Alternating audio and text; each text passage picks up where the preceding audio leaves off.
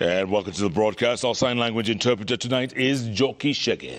Now, the court on Tuesday will rule on the prosecution's request to detain 5 officers from Gigiri police station for 14 days to allow completion of investigations. The officers, Ronald Mbao, Evans Kirui, Molent Achieng, Zachary Nyabuto, and Gerald Mutuku, were interdicted and arrested for allegedly assisting in the escape of prisoners held at the station. The court was informed that the officers were on duty when the detainees escaped. The prosecution claims that other accomplices remain at large, and the detained officers have expressed their willingness to help locate them. The escape occurred on Tuesday when 13 suspects, including Collins Jumasi, arrested on the Kware murders, fled the station in what appears to have been a carefully coordinated effort to secure their freedom. Senior police officers, including the sub-county commander Jackson Sang, officer commanding police station Isaac Morage, and director Anne Gekonyo, have recorded statements at the station as internal police investigations got underway.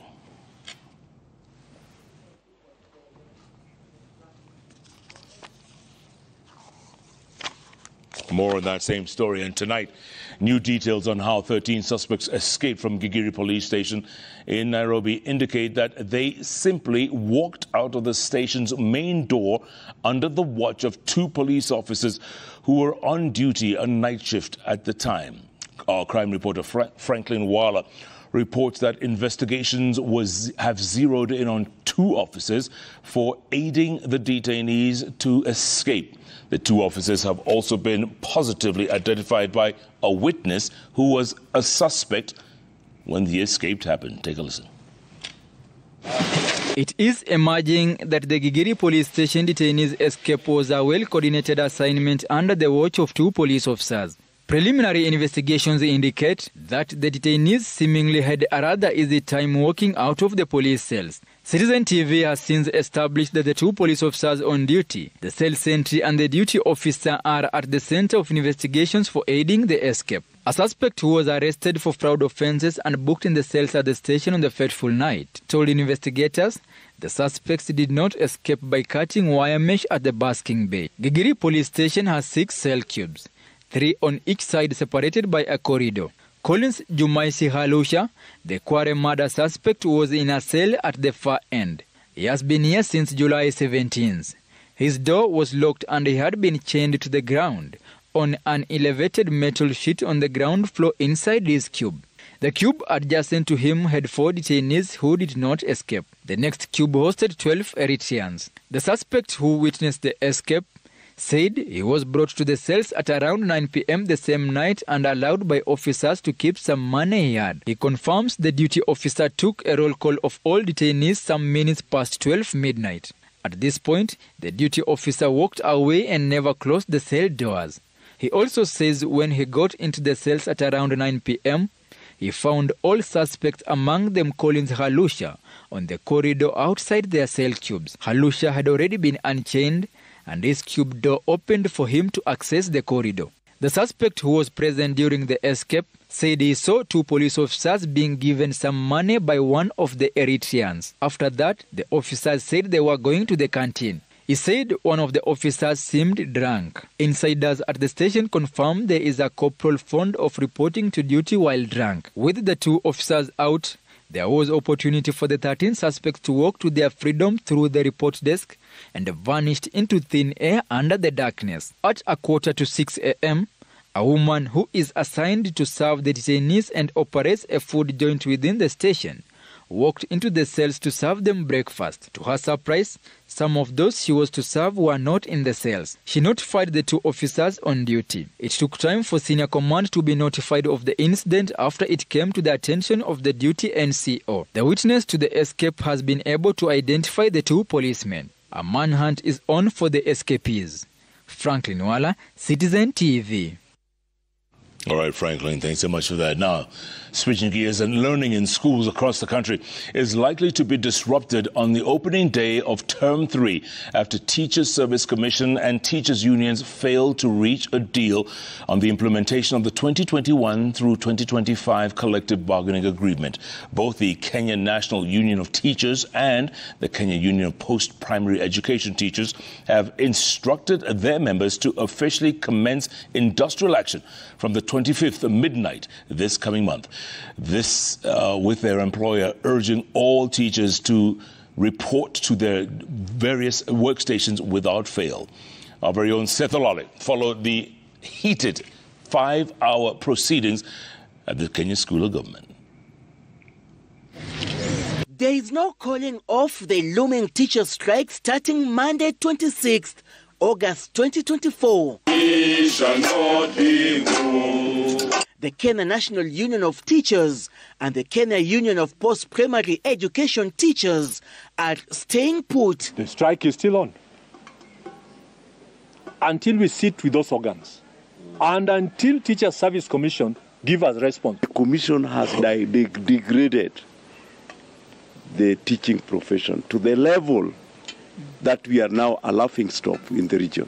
Nat and Coupet accusing their employer TSC for failing to fully implement the 2021-2025 CBA. That the Teacher Service Commission did not commit in any way, the state of the 46,000 intern teachers. No teacher is ever employed as an intern. Teachers are either permanent and pensionable or on contract. So you saw them in the streets. It was one of our demands. However, the Teachers Service Commission is urging all teachers to report to school on Monday, stating that it has received 13 billion shillings from Treasury to fully implement Phase 2 of the collective bargaining agreement that will be backdated to July 2024. We are therefore beseeching all our esteemed teachers to report to schools on Monday for the start of the third term, now that the government has released funds for the implementation of the second phase of the 2021-2025 CBA and addressed all the issues that the unions had resolved. Walimu wetu Jumatatu waelekee mashuleni. Mishahara by Friday inaingia kwa benki zao.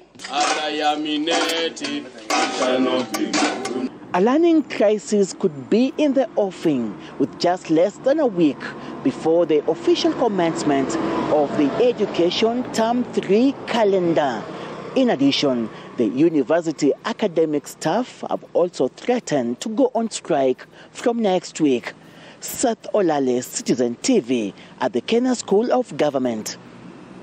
All right, Seth, thanks so much for that. At the same time, all students joining university this month will be allowed admission regardless of whether they can pay the household tuition contribution during admission or not. Education Cabinet Secretary Julius Migos says all vice chancellors of universities have been directed to allow students to register for studies and help them find suitable accommodation as they wait for the funds to be paid. Now, the directive comes as the government announced the release of 8 billion shillings for scholarships and loans for first-year students. We get more from our very own Brenda Wanga.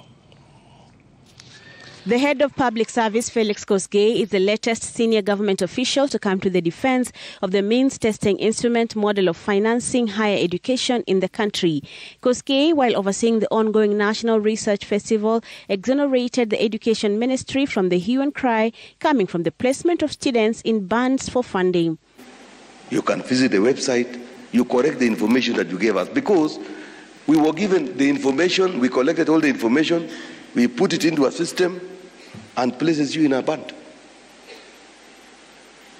So, if the information giver wrote that the father or the mother is a managing director, perhaps trying to elevate herself or himself, then automatically you'll go to band 5 because you're earning 1 million shillings.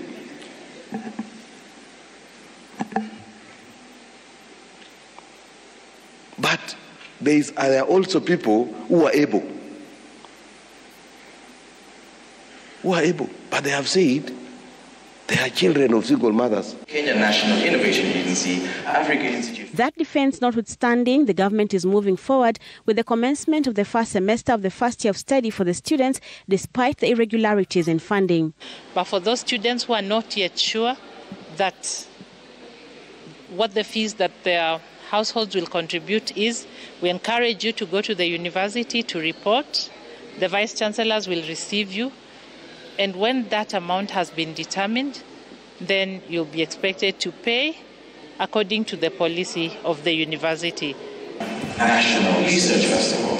The Ministry of Education maintaining that students who still feel aggrieved with the categorization for funding have time to appeal, but warned that the appeals must be done as soon as possible through the Higher Education Fund.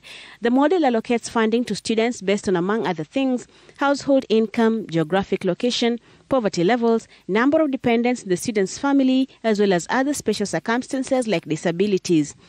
Because we are depending on the information you give. So let us learn to be true to what we are, so that we get proper information and to also place people, households in the bands that are that they fit. Otherwise, there are corrective measures, and it is going on. I encourage students who feel they have an issue to raise to be reviewed, their capacities and their banding, to go to the portal www.hef.co.ke.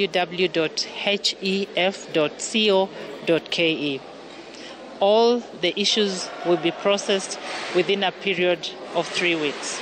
In the meantime, the ministry assures students and parents that learning will begin as per the university's schedules, since the funds for loans and scholarships are already out. And as we are doing this, funds have already been released.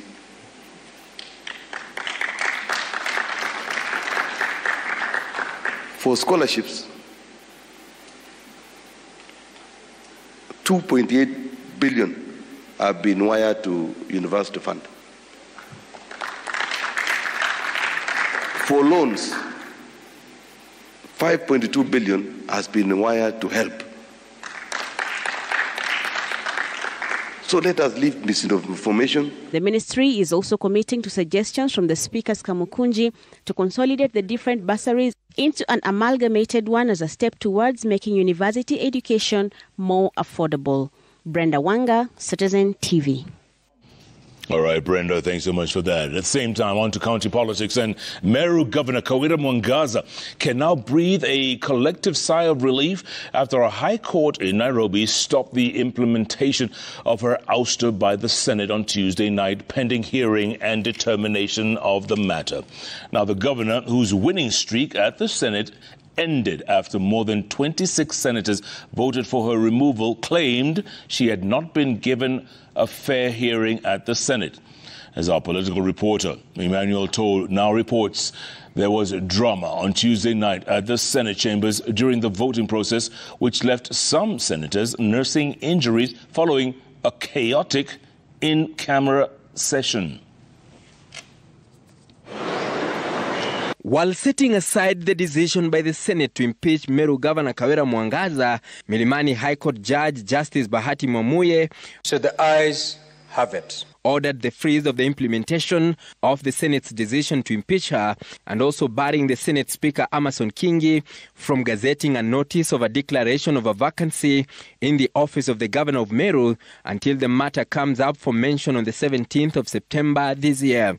In her prayers, Mwangaza alleges she was not accorded a fair audience in plenary towards the last minutes of the impeachment process, detailing the chaotic scenes in the closed-door session that saw journalists kicked out of the House. Senator Tams, can you listen to me? It is during the in-camera session that pandemonium broke as the shouting matches between the honorable members got louder, degenerating to screams that could be heard from outside the chambers. Nduru ilikuwa yangu na masenators wenzangu wakanijiunga na mimi pia tukapiga nduru. After you people left, that we translated ourselves into a house of chaos, instead of a house of order. The ODM-nominated senator narrates how deal as the push and pull saw senators almost descend on each other with kicks and blows.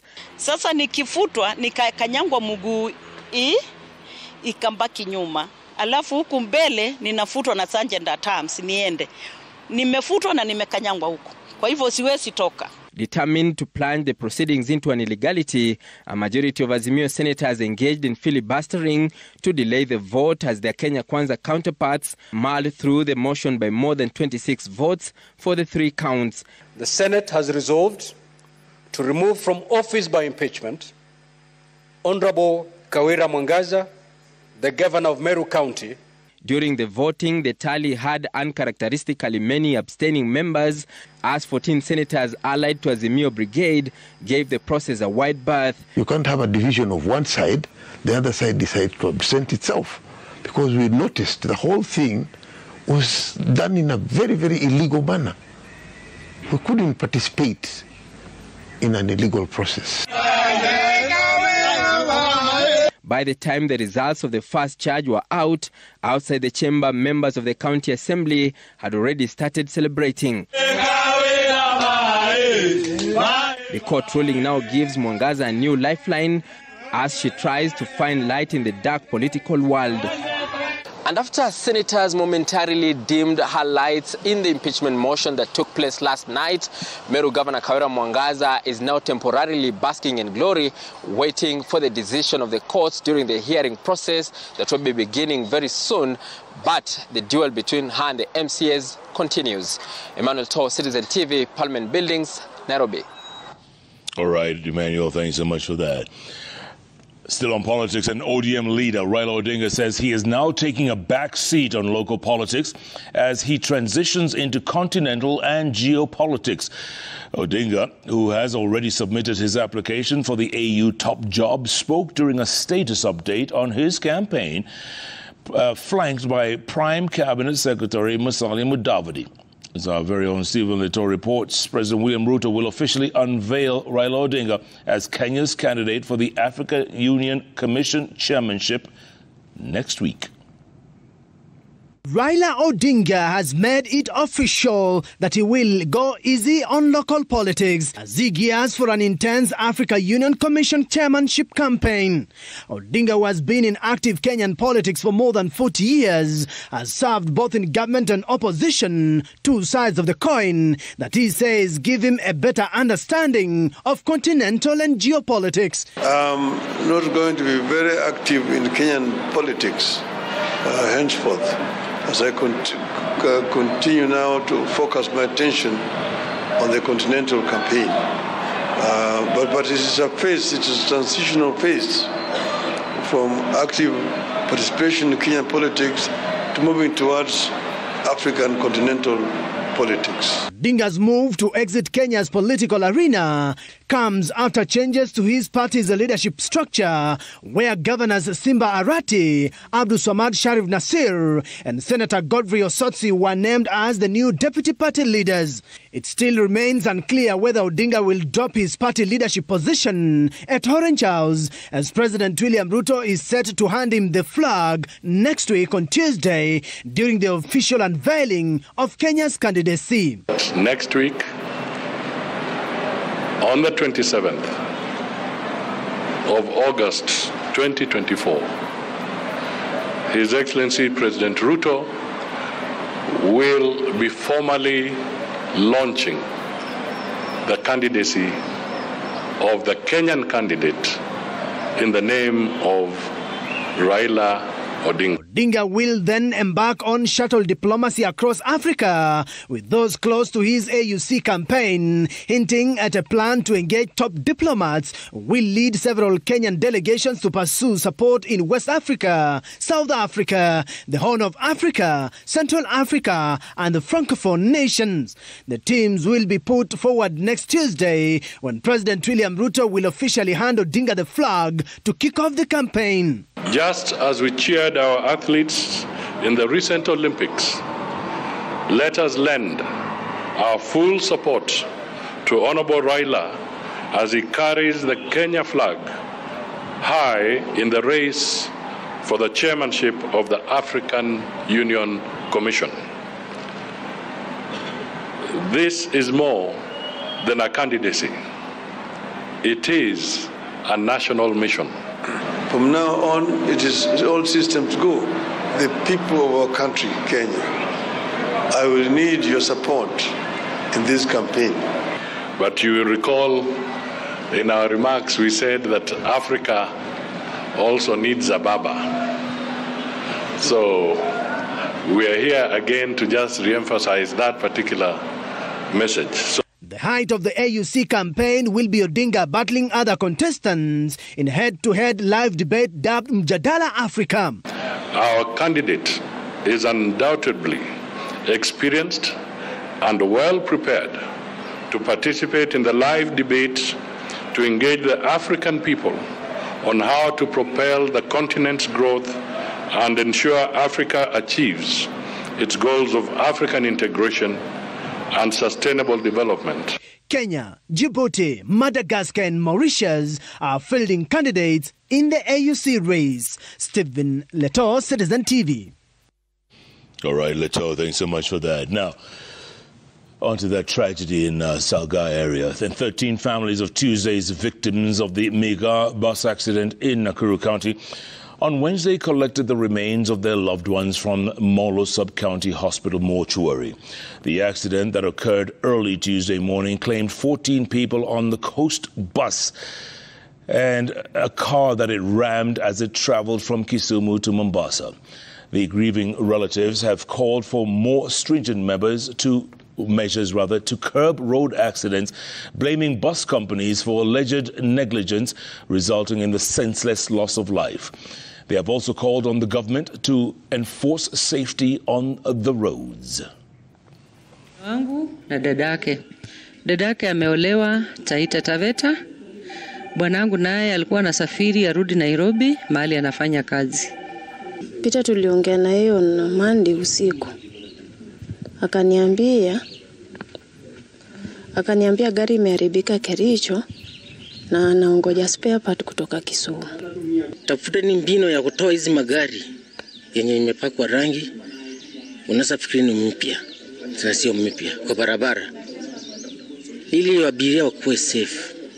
Na kwa abiria, kama gari kuna kasoro, imeitwa mekanika katengeneza, safari ya pili pia ni jukumu letu, tushuke chini. Switching gears here, and some great news for some lucky winners. Jipange na Viusasa Promotion, which is in its second week, has awarded its first winners. Paul Mbogwa from Githongori in Kiambu County was awarded 50,000 shillings daily prize, while Joseph Mohia was the first lucky winner of the weekly award of 1 million shillings. The grand prize in the promotion is 3 million shillings, which will be awarded at the end of the promotion. Now, to participate, simply dial *487*3#. Again, *487*3# and select Jipange na Viusasa option for a chance to win and be the new millionaire in town. Back at back again. Jipange na Viusasa Promotion, which aims at awarding Kenyans consuming content on the Viusasa platform, has awarded its first winners. Paul Mbugwa from Githunguri, Kiambu County, smiled all the way to the bank after he was handed his check at Royal Media Services offices after being awarded points based on the number of videos he watched. Ndio nilisikia nikipigiwa simu siku ya Wednesday last week.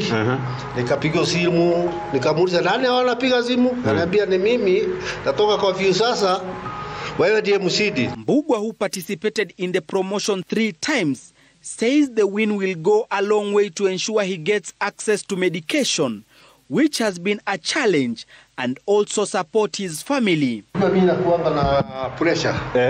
Hiyo nitakuwa nikinunua dawa nayo. Itanisaidia sana. Akina tunakuombea upone. Nimetumia nyinyi salamu zangu. Nimefika Nairobi, tuko na Waidaka hapa na mimi nakunya pesa nyumbani. Nitakuja na kitu mtakula. Another lucky winner and who becomes the latest millionaire in town is Joseph Mohia, who also hails from Kiambu County.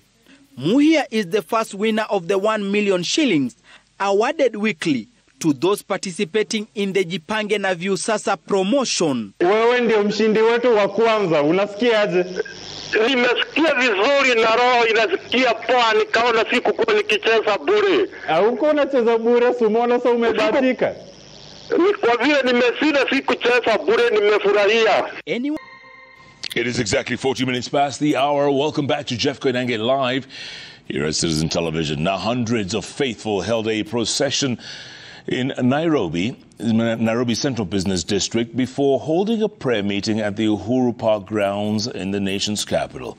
Now, the interdenominational prayers initiated by church leaders from across the country are aimed at bringing peace and healing amidst the recent events that have destabilized the country. Now, religious leaders emphasize the need for the church to assume the role of uniting the nation through prayers and also call for sobriety. Our very own Willie Lusige reports. Singing, cheers and jubilation.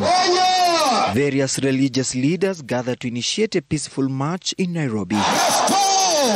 The event began at Uhuru Park with hundreds of faithful marching through various streets in Nairobi's Central Business District that was a theatre of violent clashes between police and anti-government protests that led to death and injuries.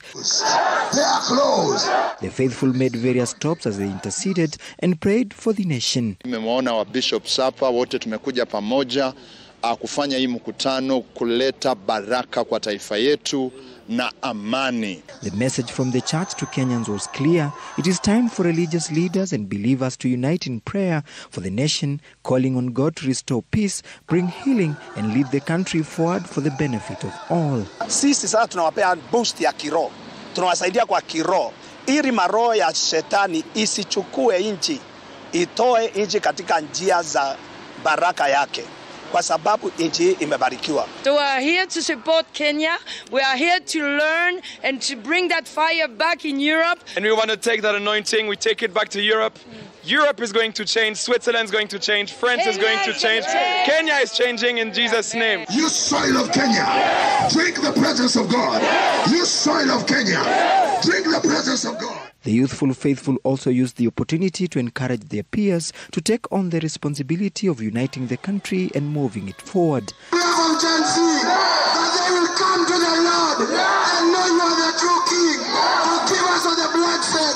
We are marching. The event to pray for the nation in Nairobi will continue until its peak on Saturday with scheduled visits to different locations across the country. Kisumu is their next destination. Demonstrations that were there, the blood that was shed, we want to pray and repent because every time blood pours on the ground, it defiles the land. So we want to just pray and bless our city. In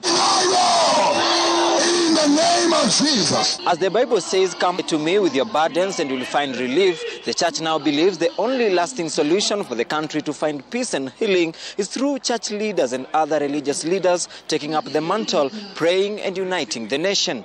Willie Lusige, Citizen TV, Uhuru Park, Nairobi. All right, Willie, thanks so much for that. At the same time, Deputy President Rigathi Gachagua has issued a renewed call for unity among leaders from the Mount Kenya region. The Deputy President, accompanied by more than 20 legislators and key regional leaders, has urged for an end to internal conflict and is pushing for a collective focus on regional interests, which include all senators from central Kenya. Now, he pledged their unwavering support for Gachagua.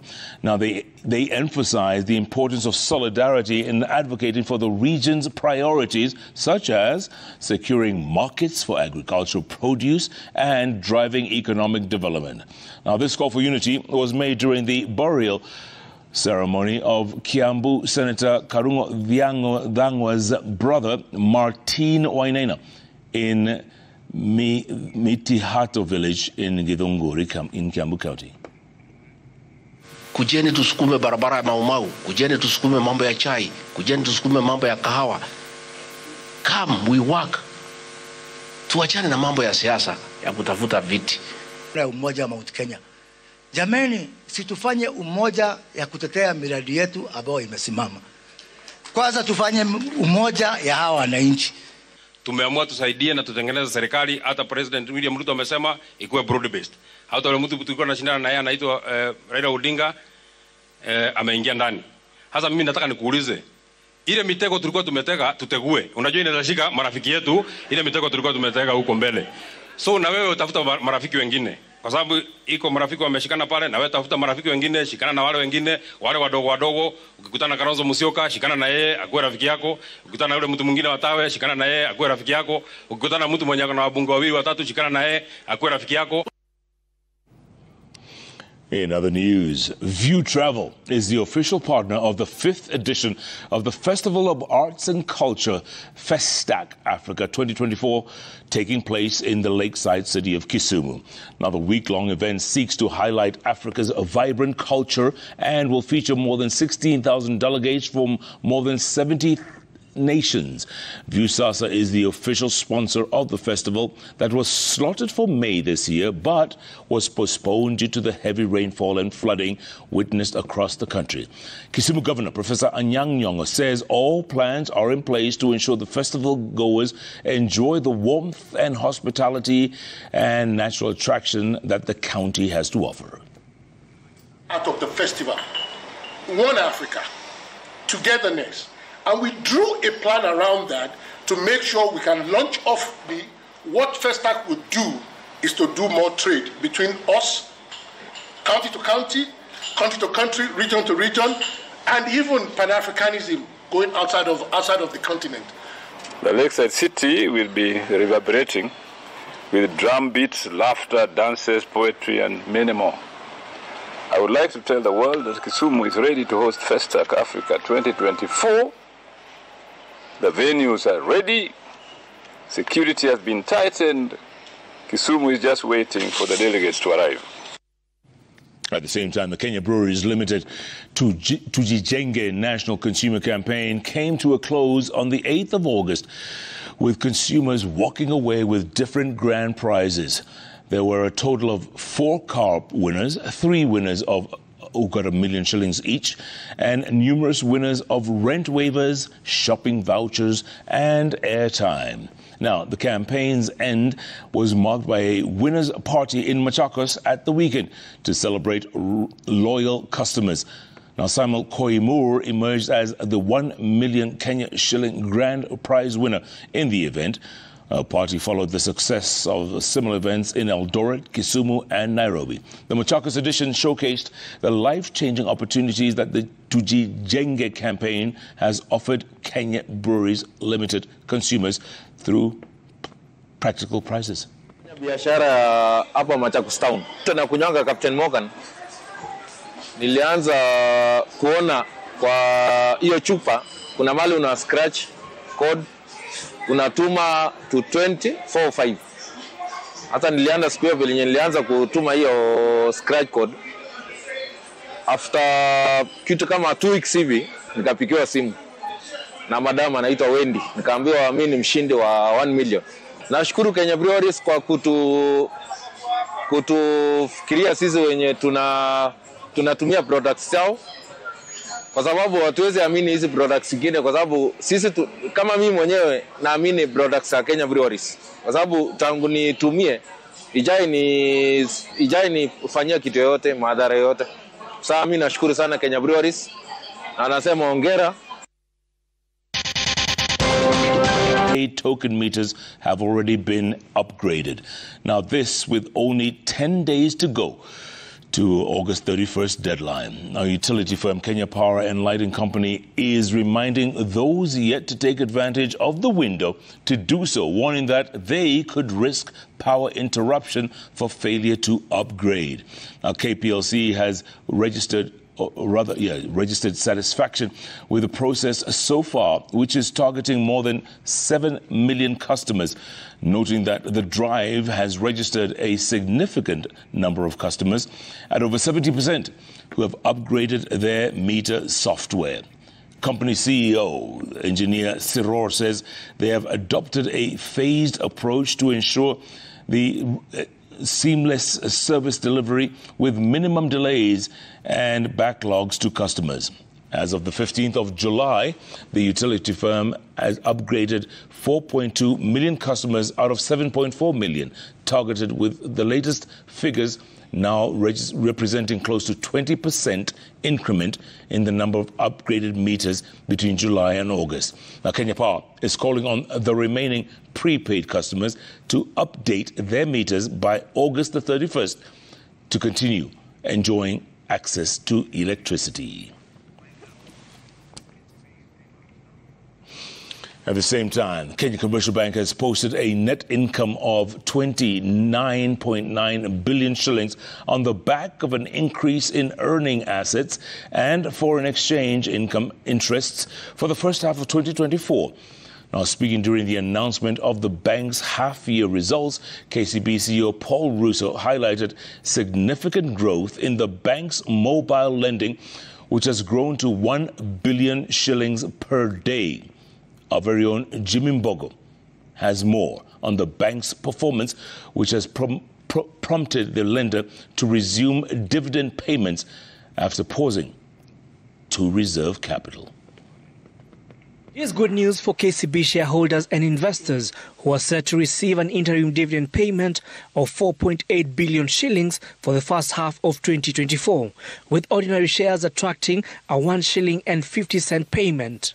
This follows a growth in earnings for the bank, which recorded a 29.9 billion shillings profit after tax. And based on that performance, the board has recommended an interim dividend of 1 shilling 50, amounting to 4.8 billion that will be payable on or before 30th of October. This is the highest interim dividend we've ever proposed. You can see there 1.5. We've always done a shilling. In the same period, the subsidiaries outside Kenya's contribution marginally shrunk to 34% from 36.3% previously.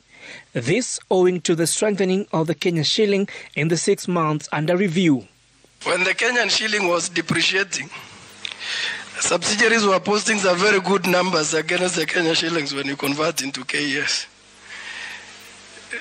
Now Cosmas says, Paul, you need to adjust my numbers because the Kenya shilling is strong. And I told Cosmas, he didn't adjust the Kenya numbers. In the half year under review, KCB saw a 99% of customer transactions happening on non-banking branches, while mobile lending increased by 20% year-on-year. With the increased credit disbursement, KCB saw non-performing loans increase by 18.5%, impacted by downgrades in Kenya, Uganda and DRC. Non-performing loans were highest in the manufacturing sector at 26.9%, while the real estate sector and construction industry accounted for 15% of the lender's NPL, with personal loans and trade contributing 14 and 10.5% respectively. When we get value propositions right, we will get every single bit of our strategy right. We support over 700,000 female customers. In terms of for other segments, we rolled out digital term loans for MSMEs. In the period under review, the net loans and advances went up by 7% to 1.03 trillion as interest income grew by 35%, supported by improved yields and lending that saw the group total asset grow by 6% to 1.98 trillion, up from 1.86 trillion. This was after customer deposits expanded to 1.49 trillion shillings. KCB CEO Paul Russo has also said that getting involved in the edible oils import deal was a mistake. The deal involved the importation of billions of shillings worth of cooking oil into the country by the KNTC. Dealing with cooking oil was the most stupid, heavy mistake, benefit of hindsight. I don't share from that. But there are a number of lessons, both from business and individual perspective, that we will take that will make KCB stronger. Certainly it will make me as a leader stronger. There are a number of items that we did under KNTC that were successful. Rice, beans, trade, fertilizer. Amazing. Cooking oil, it will be one page of a book if I write a book. Jimmy Mbogo, Citizen TV, Nairobi. All right, Jimmy, thanks so much for that. Now, I&M Group has announced a 21% increase in profit after tax for the first part of 2024, reaching 6.1 billion shillings, up from 5.03 billion shillings the same period last year. Now, the bank attributed its success to robust operating revenues across all its markets, with regional business contributing 25% of their earnings. We'll get more from our very own Jasmine Wamboi. I&M Group has posted a strong performance in the first half of 2024, with the corporate and retail segments showing particularly strong growth, with profits rising by 49% and 34% respectively. The group's balance sheet strengthened during this period, with total assets increasing by 12% to 564 billion shillings. The bank's loan portfolio grew by 5%, reaching 284 billion shillings, while customer deposits surged by 18% to close at 419 billion shillings. Net non-performing loans improved, dropping to 15 billion from 18.4 billion, reflecting better asset quality management. However, loan loss provisions rose slightly to 3.5 billion shillings, telling of the bank's cautious approach to managing risks.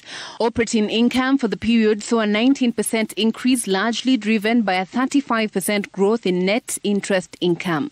Despite the rise in profitability, the group's operating expenses, excluding loan loss provisions, increased by 16% to 10.8 billion due to continued investments in technology and human resource across all markets. The bank's half-year results indicate steady growth with innovation and regional expansion, positioning it strongly for the remainder of the year. Jasmine Wamboi, Citizen TV, Nairobi. All right, Jasmine, thanks so much for that. At the same time, Cabinet Secretary for Energy and Petroleum, Opiyo Wandayi, now says that efforts to bolster the profitability of the Kenya Pipeline Company are in high gear, with the company setting on enhanced efficiency and revenue diversification. Now, speaking during a familiarization tour at the Kenya Pipeline headquarters here in the nation's capital, the CS says the sector is targeting regional markets like Uganda and Rwanda to cement the company's position as the regional energy hub. Additionally, the company is looking to expand its infrastructure to support increased regional market integration while managing its energy costs to scale up profit margins. Kenya Pipeline has continued to expand from over the years, both in terms of the volumes it is handling and again in terms of the portfolio. As we are aware, we are venturing into a very serious business of LPG gas that we want to roll out to all our educational institutions and eventually to all our households. It is work in progress, but in the coming months shall be briefing you more about that. You're also aware that Kenya Pipeline is also establishing a fiber optic cable along its pipeline as a way of diversification, and this is also going a long way in connecting the country. The government of Uganda, through their company called Uganda National Oil Company, are now importing their own products, but using the pipeline network. So we still, as a Kenyan company, Kenya Pipeline, we are handling, storing and transporting for them that fuel. Today we are doing close to about 90% of the Uganda market.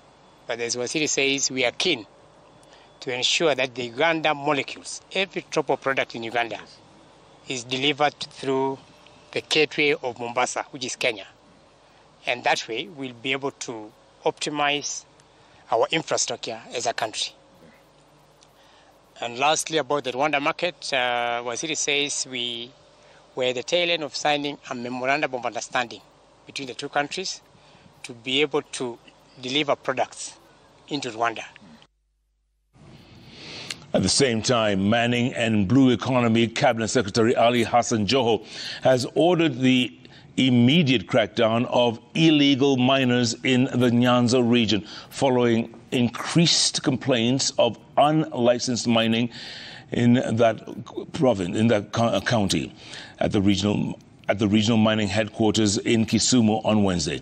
Joho decried the the losses incurred due to illegal mining operations costing the government revenue losses totaling billions of shillings each month.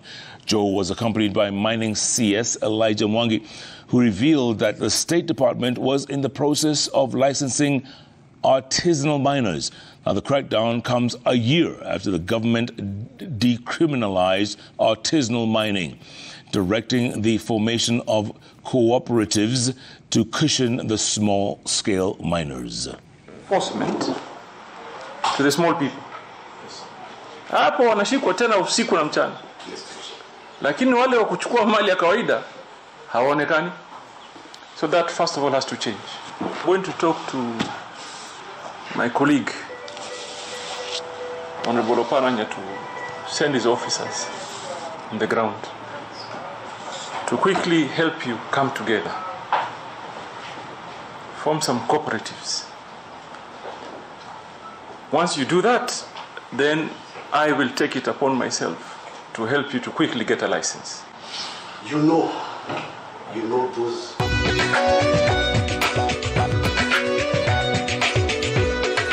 Grow your biashara and unlock your horizons with our payments and collections, vehicle and asset financing, unsecured bid bonds, LPO financing, insurance, cross-border solutions, and so much more. Stanbic Bank is regulated by the Central Bank of Kenya.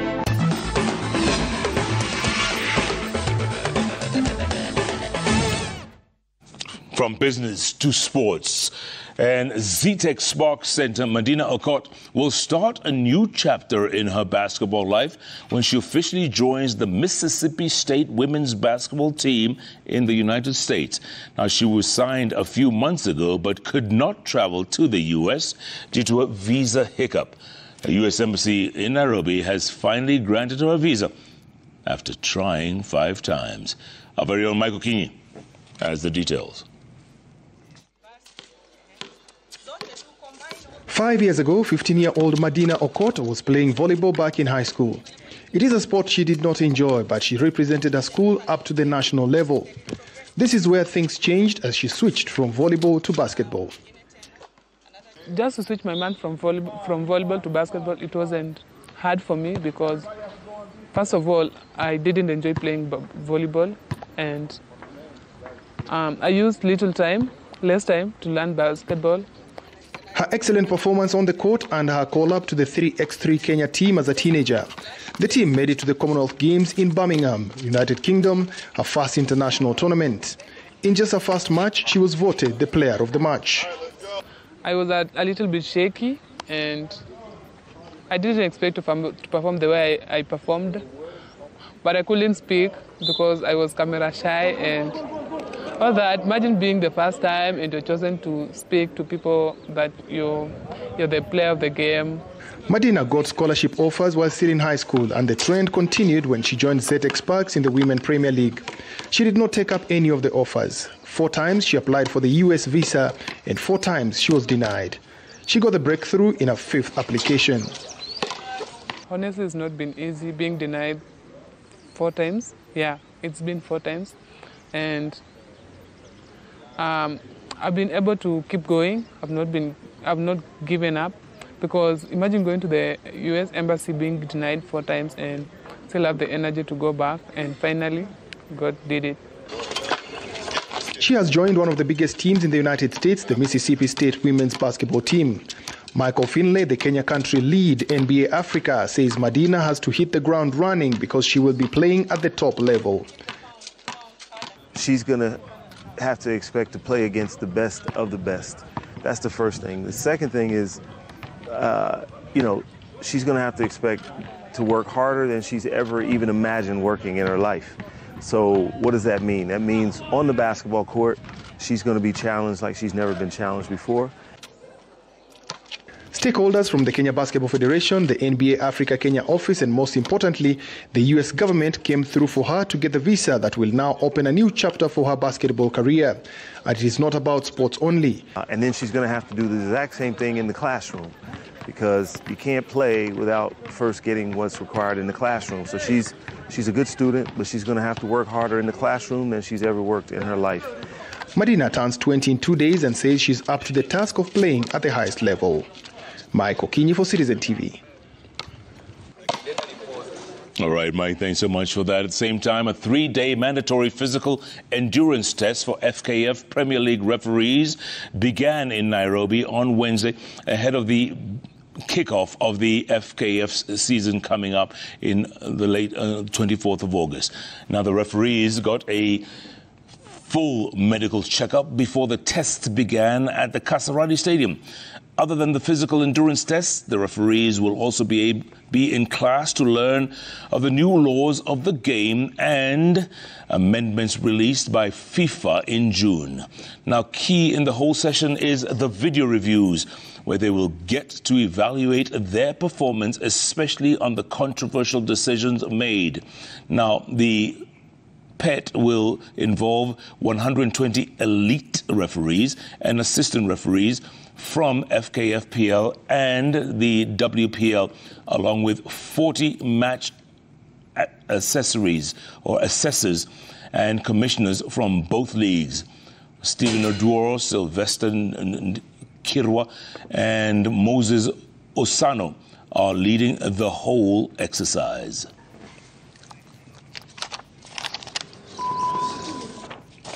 On to golf now.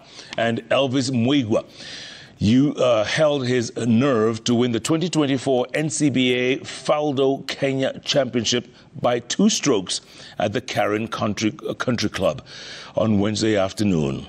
On a rough day on the course for most golfers, Mwigwa shot 3 over par 72 on the day to finish the tournament on 4 over par at 218. It was closely followed by Shashiwat Harish with a score of 6 over par, 220. Now, Mwigwa was third on the leaderboard after round 1, then went to the top in round 2 and finished in the same position in round 3 to be crowned the champion. Now, the top girl in the tournament was Bianca Ngeshu with a score of 230 in position 9. Bianca was in the top 3 in rounds 1 and 2, but the pressure of playing alongside Elvis Mwigwa and Shashiwat Harish was too much. Bianca is one of 4 junior players heading to the Al Ain Equestrian Shooting and Golf Club in the UAE for the grand finale. She won the girls under 16 category. I knew I have that potential because I've been playing more competitive games like AGC events. That's why I've gained more confidence, and I'm so happy with that. Coming to the last day, I knew I have one mission, just to dominate and play my best. My last 3 days were good. I started off well. Playing 1 under on the first day really boosted up my confidence, and I tried to go for the lead. But on the second day, I kind of fell off, and the third day I collapsed. But I really tried my best, and I'm happy that I won the Faldo. From golf to rugby, and the 35th edition of the George Mwangi Kababeri Sevens Rugby Tournament will be played over 3 days at the RFUA Stadium and Impala Grounds from Friday to Sunday. Now, hosts Mwamba RFC have promised lots of surprises for the fans for the 4th leg of the National Sevens Circuit. Kenya Breweries Limited, through the Tusker brand, has once again come in with a 3 million shilling sponsorship in the tournament. Berry Memorial Sevens brings us together to remember the hard-fought struggles, and particularly this year, when we've seen lots of strife, lots of struggle by young people trying to challenge authority, trying to challenge power, and that's what Mwamba stands for. That is what we've always been part of. That's what we bring to the table of the rugby fraternity. We don't just conform with what is laid out before us.